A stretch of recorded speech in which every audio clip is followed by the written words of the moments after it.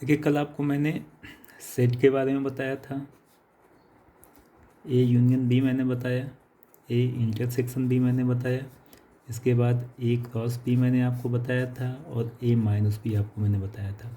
इतना मैंने बता दिया था। एक लाइन में ध्यान से इसको देख लो फिर से। जब हम सेट की बात करते हैं तो इसका मतलब ये होता है कि ऑब्जेक्ट को कर्ली ब्रैकेट में लिखना है। जैसे मान लीजिए कहीं पे ये लिखा गया है तो कहा गया था कि एक सेट है, यहाँ पे नंबर ऑफ एलिमेंट इतने हैं। ए यूनियन बी बताया गया था, जैसे ए ये है, बी की वैल्यू मान लेते हैं कि 5 है और ए है। तो ए यूनियन बी का मतलब ये होता है कि वो सारे एलिमेंट जो ए में हो या तो बी में हो। उसका तरीका आपको ये बताया गया था कि ए यूनियन बी है तो पहले ए के सारे नंबर्स को लिखते हैं, इसके बाद बी के पास आते हैं, बी के उन सारे नंबर को लिखते हैं जो यहाँ पे नहीं है। जैसे 5 है तो यहाँ 5 नहीं था तो 5 को लिख देते हैं। ए है तो ए यहाँ पे आ चुका है तो दोबारा नहीं लिखना है, कोई भी नंबर रिपीट नहीं होना चाहिए। इसके बाद ए इंटरसेक्शन बी की बात करते हैं।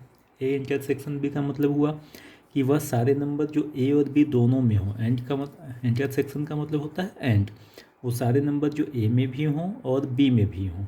तो ए और बी दोनों में देखिए यहाँ पे क्या है, ए है तो ए हो जाएगा। मैंने आपसे कहा था अगर कुछ भी नहीं होगा तो आप ऐसे करके छोड़ देंगे, या इसी को हम 5 बोलते हैं, ध्यान रखिएगा। इसके बाद ए क्रॉस बी मैंने आपको बताया था। ए क्रॉस बी है तो क्रॉस का मतलब होता है पेयरिंग करना। पहले ए है तो ए को लिखेंगे, ये हो गया ए बी सी। इसके बाद बी है तो बी को लिखेंगे, बी की वैल्यू है 5 ए। अब देखिए जब मल्टीप्लाई करते हैं तो ध्यान रखिएगा, ए है तो पहले ए ही आना चाहिए। ए का कोई नंबर लो और यहाँ के साथ आप पेयरिंग कर लो। ए के साथ 5, ए के साथ ए के साथ 5 हो गया, ए के साथ ए हो गया। ऐसे ही बी के साथ 5, बी ए, C5 और सी ए। ये इतना हो जाएगा ए क्रॉस बी की वैल्यू। अच्छा, ये ध्यान रखिएगा, आपको बताया गया था कि ए क्रॉस बी जो होता है वो बी क्रॉस ए के इक्वल नहीं होता है। ए क्रॉस बी अलग होता है, बी क्रॉस ए अलग होता है। इसमें एक लाइन और देखिए, अगर आपसे कोई ये पूछे कि ए में नंबर ऑफ एलिमेंट कितने हैं, ए की वैल्यू यहाँ ए बी सी है तो नंबर ऑफ एलिमेंट इन ए कितने हो जाएंगे, 1 2 3। अगर हम इसको ऐसे लिखें एन ए, एन का मतलब नंबर ऑफ एलिमेंट इन ए, ये इतना हो जाएगा। बी में कितने हैं, 2 है तो एन बी जो होगा number of element in B, ये इतना हो गया। अगर हम दोनों को मल्टीप्लाई कर दें, N A into N B, ये कितने आ गए, 6 आ गए। अच्छा, अगर मैं आपसे ये कहूँ कि ए इंटू बी में नंबर ऑफ एलिमेंट कितने हैं तो देखिए ध्यान से, ये 1 2 3 4 5 और ये 6 हो गया। तो हम ये बोल सकते हैं कि यह जो वैल्यू है एन ए क्रॉस बी कितने हैं, एन ए क्रॉस बी का मतलब number of element in A cross B. A cross B में नंबर ऑफ एलिमेंट कितने हैं, 6 है, दोनों सेम हो गया। इसका मतलब ये और ये सेम हो गया। तो यहाँ से ध्यान रखिएगा, आपको फार्मूला मिल जाएगा N A cross B equals to N A into N B. ठीक है, N A into N B, ये हो जाएगा एन ए क्रॉस बी की वैल्यू। मतलब अगर ए और बी दो सेट हैं, आप उसको मल्टीप्लाई किया जाए, आपसे कहा जाए कि उसमें नंबर ऑफ़ एलिमेंट बताइए, तो दोनों के अलग अलग नंबर ऑफ़ एलिमेंट को आपस में आप मल्टीप्लाई कर दीजिए, उसके इक्वल हो जाएगा। अगर कोई आपसे कहता है कि N A cross B cross C की वैल्यू बताइए, मतलब number of element in A cross B cross C, तो ये हो जाएगा N A into N B into N C. जैसे मान लो आपसे कोई ये कहे if A equals to a comma b, in find, पहला है ए क्रॉस ए, दूसरा है ए क्रॉस ए, और तीसरा क्वेश्चन मान लो पूछा जा रहा है एन ए क्रॉस ए। ये 3 क्वेश्चन मान लीजिए पूछा जा रहा है आपसे। तो ए क्रॉस ए की वैल्यू है, देखो ए क्रॉस ए कॉमा बी, तो पहला हो जाएगा ए बी, ए क्रॉस फिर से ए बी। तो ये देखिए कितना हो जाएगा, यहाँ पेयरिंग करते हैं, ए का ए के साथ, ए का बी के साथ, बी का ए के साथ और बी का बी के साथ। ये इतना हो गया 1×a की वैल्यू आ गया होगा। अब ध्यान से समझिएगा, मैं ये बताने जा रहा हूँ 1×a जब आपने निकाला पहला तो ये हो गया a b a b a b b। ध्यान से समझिएगा, आप इसको पहले इसको बाद में लिख दो, लेकिन इन दोनों को आपस में इंटरचेंज नहीं करना है। ए बी की जगह ए बी ही आएगा, बी ए नहीं आना चाहिए। हाँ, इस पूरे को आप यहाँ लिख दो, इस पूरे को आप यहाँ लिख दो, चलेगा। तो ये 1×a की वैल्यू आ गई। अब देखो ध्यान से, अगर हम यहाँ पे इसको अगर मैं 1 बोलूँ समझाने के लिए आपको, और इस पूरे को अगर मैं 4 बोलूँ, तो अब सेकेंड क्वेश्चन जो है 1×a पूछा गया है। 1×a मान लीजिए ये आपसे पूछा जा रहा है, तो 1×a देखो आप निकाल चुके हो, ये आपने माना हुआ था, और इसके साथ a है। a की वैल्यू कितने गिवन है क्वेश्चन में? a b गिवन है, तो ये a b हो गया। अब देखो मल्टीप्लाई करेंगे तो कितना आएगा? 1a 1b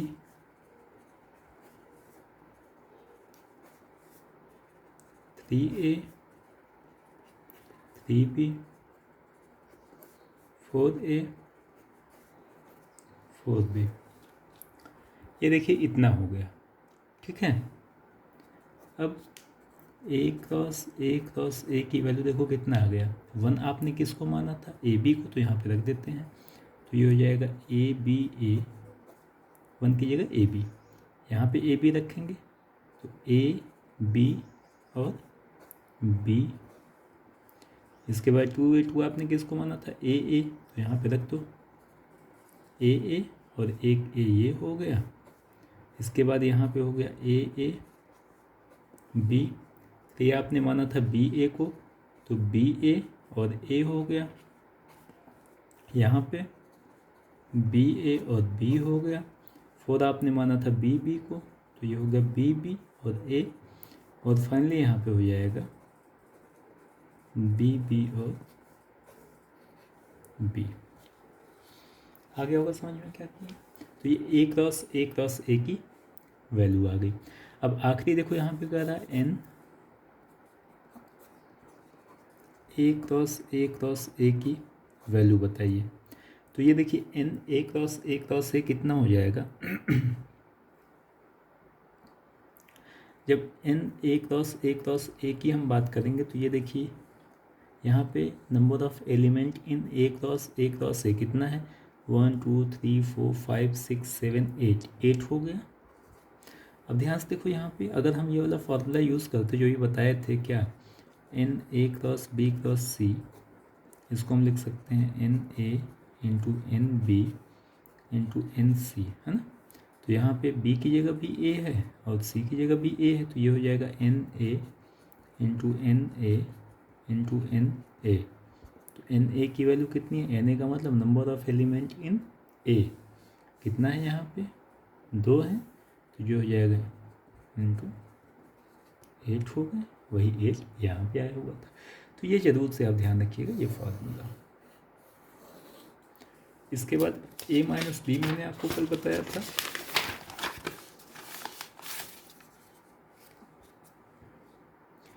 अगर a की वैल्यू ये है ABC और b की वैल्यू मान लेते हैं 5 और a माने थे, अगर ये है, आपसे कहा जाए अगर a - b की वैल्यू बताइए, तो बताया गया था a के वो सारे नंबर जो b में न हो।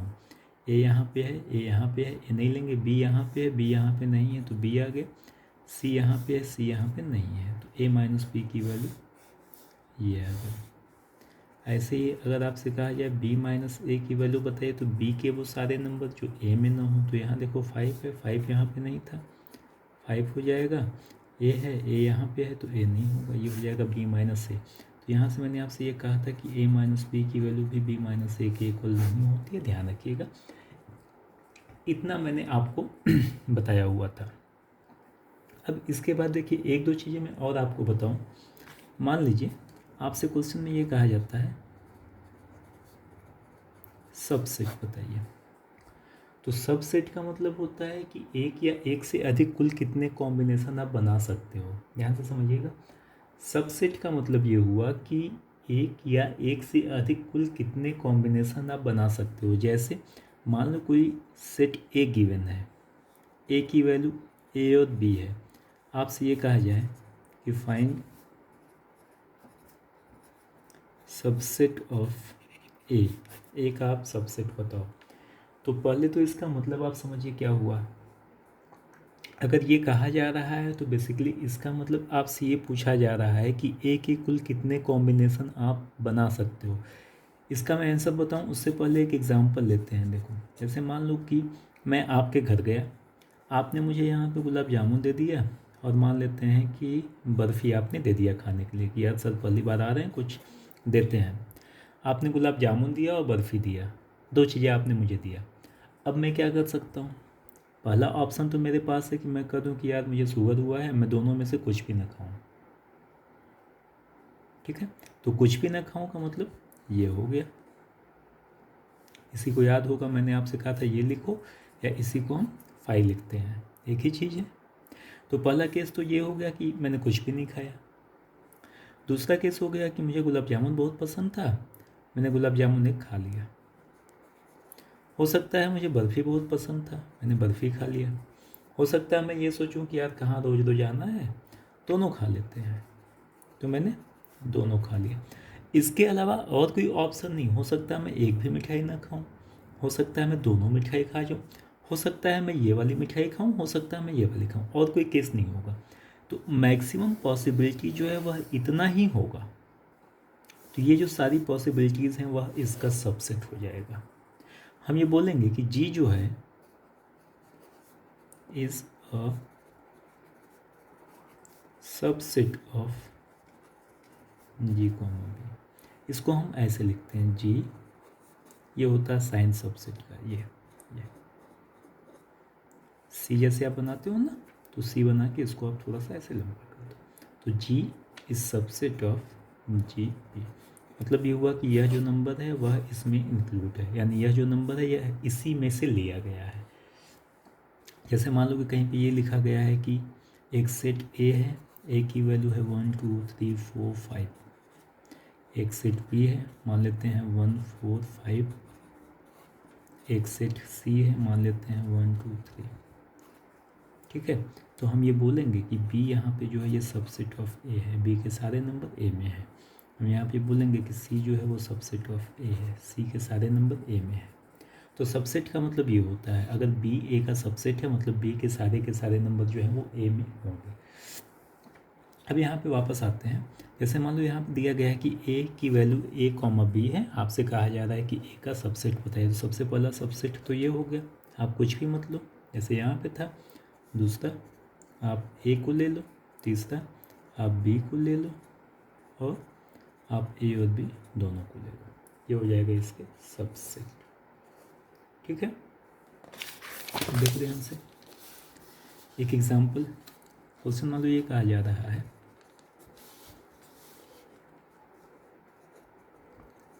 Find subset of A B सी।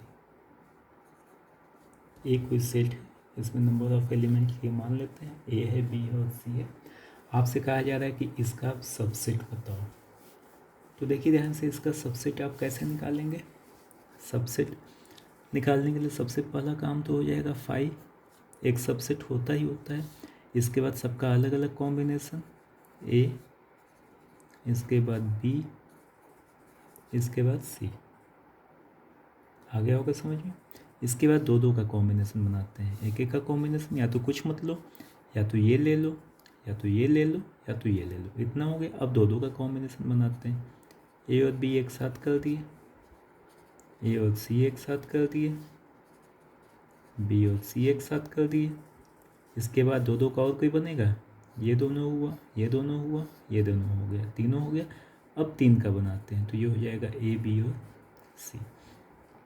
देखो और कोई केस नहीं बनेगा, सारे केस हो गए, या तो एक भी मत लो, या तो सारे ले लो, या तो दो दो का कॉम्बिनेशन बना लो, या तो एक एक का। तो ये सारे के सारे जो होंगे वो सबसेट हो जाएंगे। अब ध्यान से आप देखो, नंबर ऑफ टोटल सबसेट, इसी को बोलते हैं पावर सेट। पावर सेट का मतलब ये होता है कि किसी भी सेट के सारे जो सबसेट बने हुए हैं उसको आप कंबाइन कर दो। किसी भी सेट में कुल कितने सबसेट आप बना सकते हो, so total number of subset जो होता है उसी को हम बोलते हैं पावर सेट।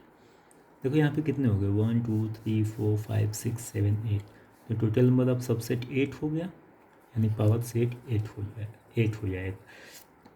अब इसका मतलब क्या हुआ पावर सेट का, देखो ध्यान से, जो पावर सेट होता है ये होता है 2 power number of elements in a set. Power set होता है 2 to the power number of elements in a set. किसी भी सेट में कुल कितने एलिमेंट होते हैं उसको आप 2 के पावर कर दो, वही होता है पावर सेट। तो यहाँ पे 2 power number of element in a set, यहाँ पे ए में कितने एलिमेंट थे, 3 थे, तो 2 का पावर 3 कर दो, ये 8 हो जाएगा। तो पावर सेट यानी टोटल नंबर ऑफ सबसेट जो होगा वो 8 हो जाएगा। अगर कोई आपसे पूछे is A B subset of A B C, तो आप बोलोगे यस, बिकॉज ए बी जो है वो यहाँ का एक एलिमेंट है। सो आई होप समझ में आ गया होगा कि पावर सेट क्या होता है, सबसेट क्या होता है। अब जब इतना हो गया सबसेट पावर सेट, तो अब इसके बाद देखिए एक चीज़ और,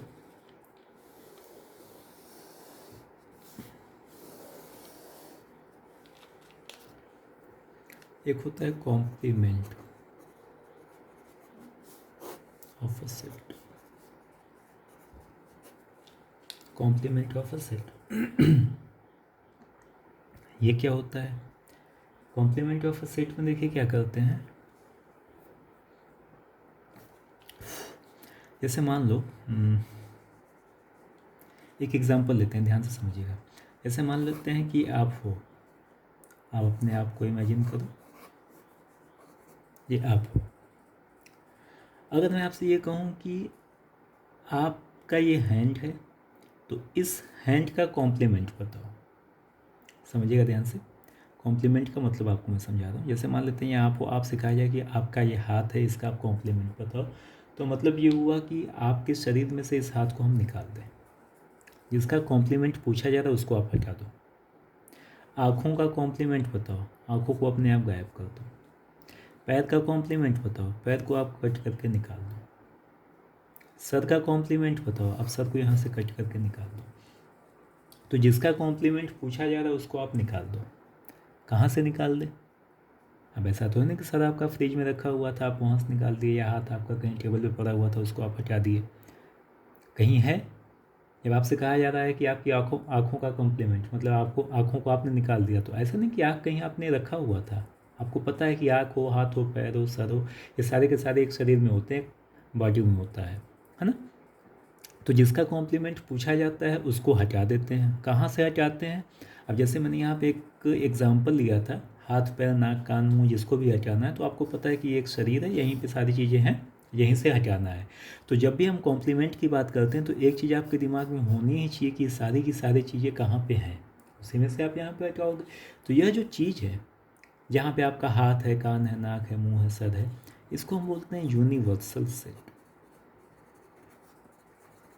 यूनिवर्सल सेट, यूनिवर्सल सेट का मतलब हुआ कि एक ऐसा सेट जिसमें हर चीज़ इंक्लूड होता है, उसके बाहर कुछ है ही नहीं। जैसे मान लीजिए आपसे कहा जाए कि एक सेट है जहाँ पे नेचुरल नंबर है, नेचुरल नंबर का मतलब 1 2 3 4 5 इन्फिनिटी तक, तो इसका मतलब है कि उस केस में जो यूनिवर्सल सेट होगा वो -इन्फिनिटी से लेकर +इन्फिनिटी तक कुछ भी हो सकता है, हो जाएगा यूनिवर्सल सेट। ओके, तो ये ध्यान रखिएगा।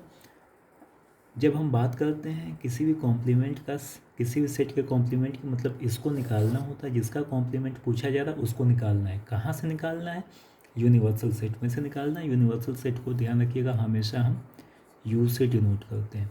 अब यू में कंफ्यूज मत होइएगा, अगर कहीं पे ए यू बी लिखा गया है तो इसका मतलब ये जो होता है ये यूनियन होता है, वो सारे एलिमेंट जो ए में है या तो बी में है, ये यू नहीं है, यूनिवर्सल सेट नहीं होगा।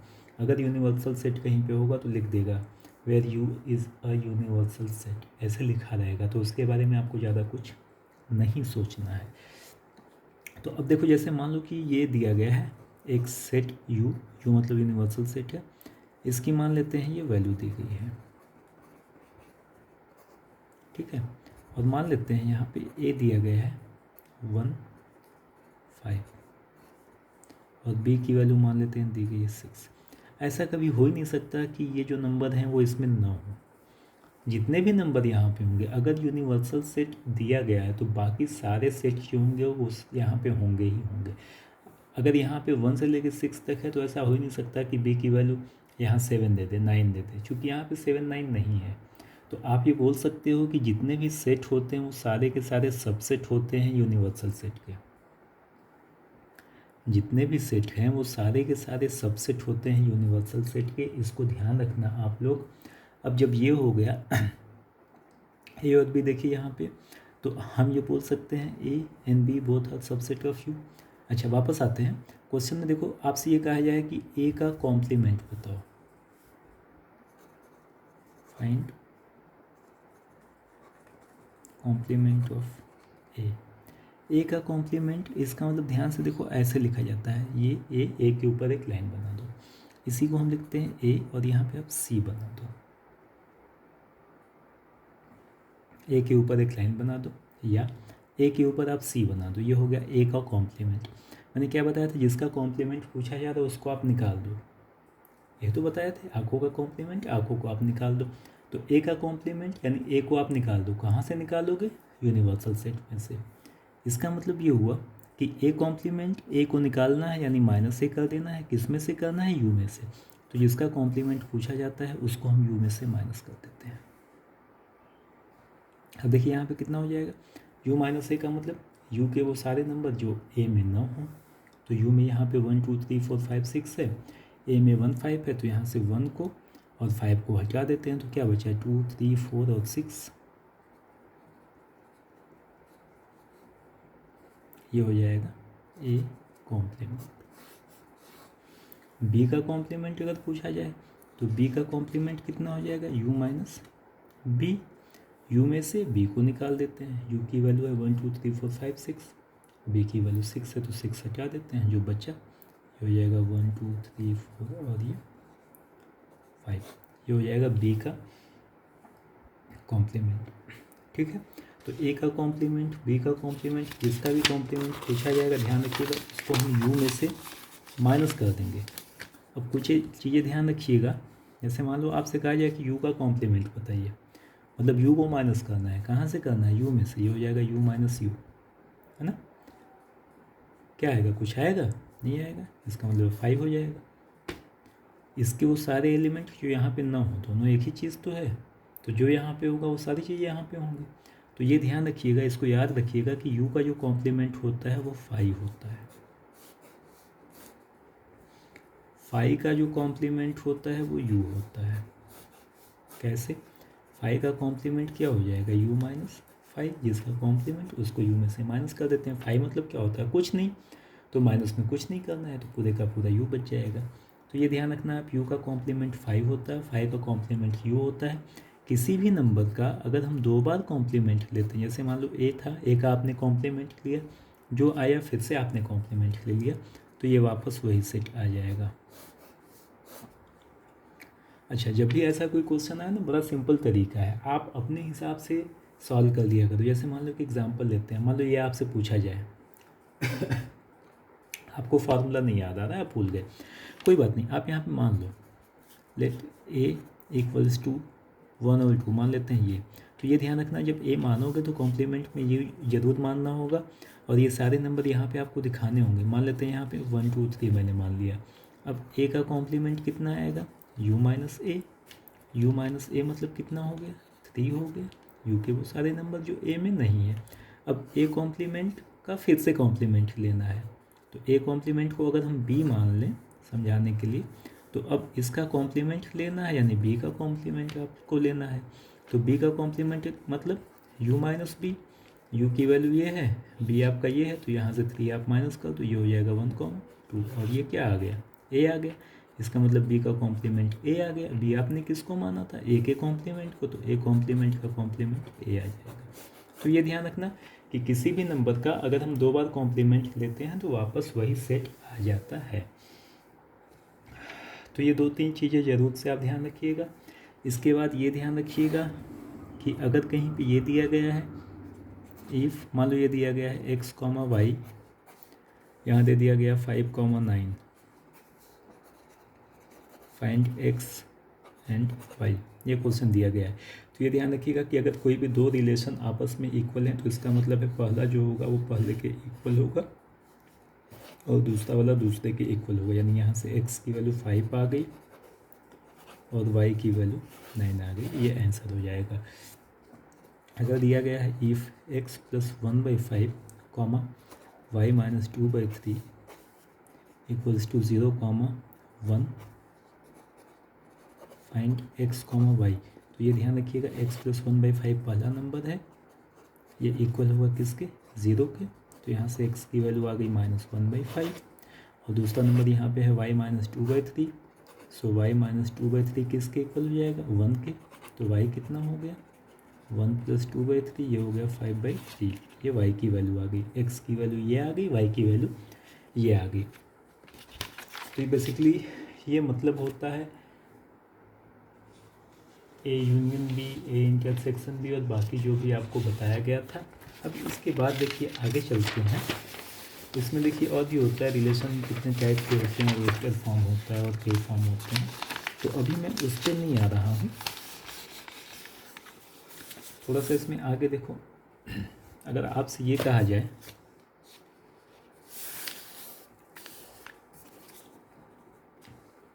कि डिफाइन रिलेशन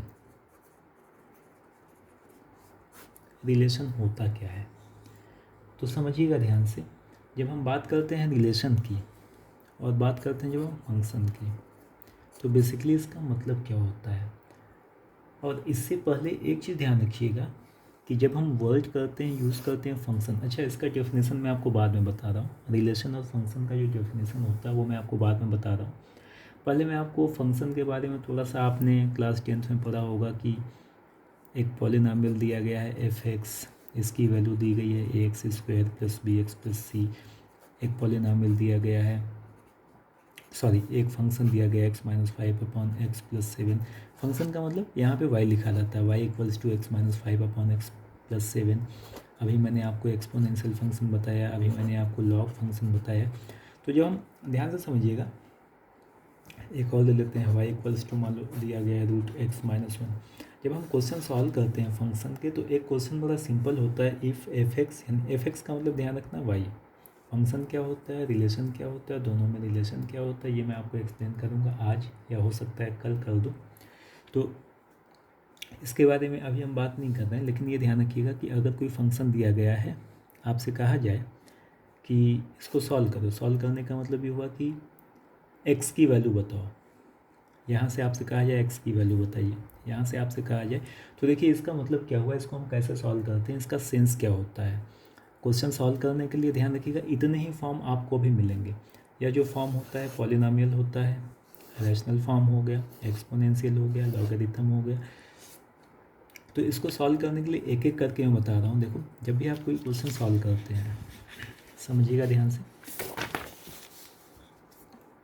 एक वर्ड होता है डोमेन, एक होता है कोडोमेन, और ऐसे ही एक होता है रेंज। ये 3 चीज़ें होती हैं, डोमेन होता है, कोडोमेन होता है और रेंज होता है। देखो ध्यान से, जैसे मान लो कि यहाँ पे एक सेट ए दिया गया है,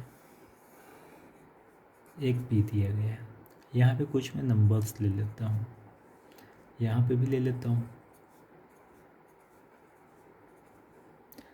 मान लेते हैं कि ए का रिलेशन दिया गया है बी के साथ, यहाँ पे आर लिखा गया है, आर का मतलब रिलेशन होगा।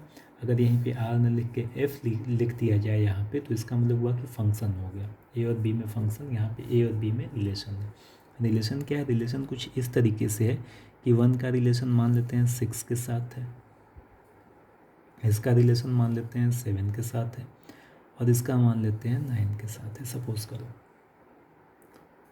2 सेट है ए और बी, इनके कुछ नंबर्स हैं, यहाँ पे कुछ नंबर हैं, इनका रिलेशन यहाँ पे कुछ नंबर्स के साथ है। तो 1 का रिलेशन देखो यहाँ 6 के साथ है ना। इसको हम ऐसे लिख सकते हैं, आर रिलेशन दिया गया है कैसे, 1 का 6 के साथ है तो यहाँ पे हो गया 1,6। 2 का 7 के साथ है तो यहाँ पे हो गया 2,7। 3 का 9 के साथ है तो ये हो जाएगा 3,9। ओके,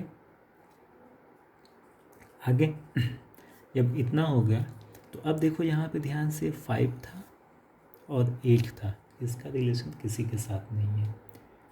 तो यहाँ पे जो आपने रिलेशन बनाया हुआ है, इस रिलेशन का जो पहला वाला नंबर है, यहाँ पे 1 हो गया, यहाँ पे 2 हो गया, यहाँ पे 3 हो गया, इन सारे नंबर्स को हम बोलते हैं ये डोमेन।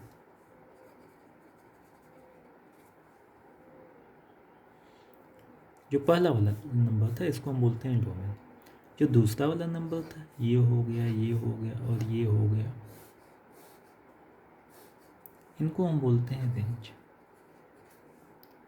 तो यहाँ देखो डोमेन क्या हो गया, 1 2 3। रेंज क्या हो गया,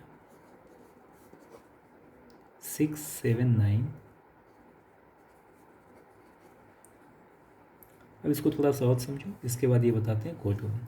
डोमेन देखो क्या होता है, जो पहला सेट है यहाँ पे जितने भी नंबर दिख रहा है, 1 दिख रहा था, 2 दिख रहा था, 3 दिख रहा था, 3 नंबर दिख रहे थे, इन सारे के सारे नंबर्स को हम बोलते हैं डोमेन। दिख रहा है। तो अगर कोई आपसे पूछे डोमेन क्या होता है तो ये ध्यान रखिएगा, all the elements of set A. Set ए मतलब पहला सेट, इसके जितने भी एलिमेंट होंगे वो सारे के सारे डोमेन होते हैं। कोडोमेन क्या होता है, रेंज के बारे में बाद में बात करते हैं। कोडोमेन क्या होता है,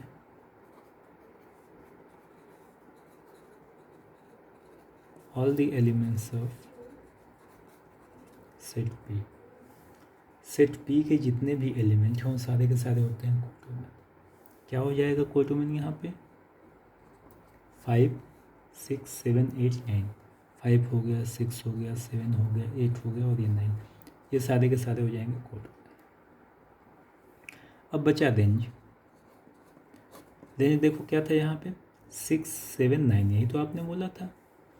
तो ध्यान से आप देखो, कोडोमेन यहाँ के सारे नंबर होते हैं और इन सारे नंबर्स में से वो नंबर जिनका रिलेशन होता है इसके साथ, उसको हम बोलते हैं रेंज। 6 का रिलेशन था तो रेंज में 6 आ गया, 7 का रिलेशन था तो रेंज में 7 आ गया, 9 का रिलेशन था तो रेंज में 9 आ गया। तो रेंज का मतलब होता है all the elements of set B which are related to the elements of set A। Set B के वो सारे के सारे एलिमेंट जो कि रिलेट होते हैं किस, सेट ए के एलिमेंट से। सेट बी के वो सारे नंबर जिनका रिलेशन ए के साथ होता है उसको हम बोलते हैं रेंज। ध्यान से देखो, डोमेन की बात करेंगे तो यहाँ के सारे नंबर लेंगे, अगर हम कोडोमेन की बात करेंगे तो यहाँ के सारे नंबर लेंगे, अगर हम रेंज की बात करेंगे तो यहाँ के वो सारे नंबर लेंगे जिनका रिलेशन इसके साथ होगा। तो जब हम रेंज की बात करेंगे तो रेंज के नंबर ध्यान से देखिए कोडोमेन में से ही लेना होगा। ऐसा कभी हो ही नहीं सकता कि रेंज की वैल्यू कोडोमेन के बाहर चली जाए, यहाँ पे जो नंबर होगा उसी में से तो आप रिलेशन बनाओगे। तो रेंज कभी कोडोमेन से ज़्यादा नहीं हो सकता, रेंज की वैल्यू कोडोमेन के इक्वल होगा और या तो कम होगा। यानी ये ध्यान रखिएगा कि जो रेंज होता है ये सबसेट होगा कोडोमेन। सबसेट वही बताए थे। तो डोमेन क्या होता है, कोडोमेन क्या होता है और रेंज क्या होता है। आई होप कि ये तीनों क्लियर हो गया होगा। अच्छा, अब आगे चलते हैं। जब ये क्लियर हो गया तो